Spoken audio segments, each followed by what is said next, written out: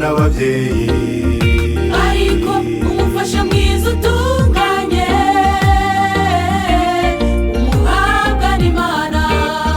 None uyu munsi Imana iramuguhaye, uzamurinde icyamubabaza.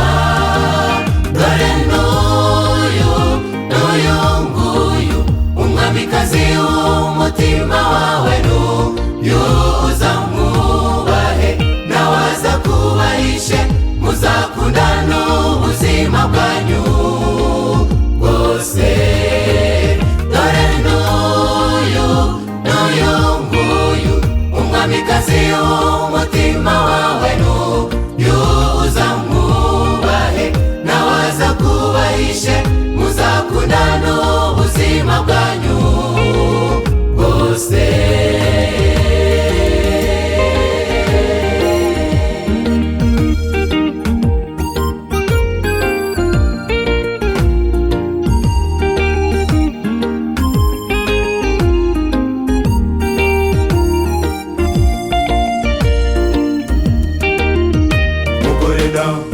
Iyo ni impano nziza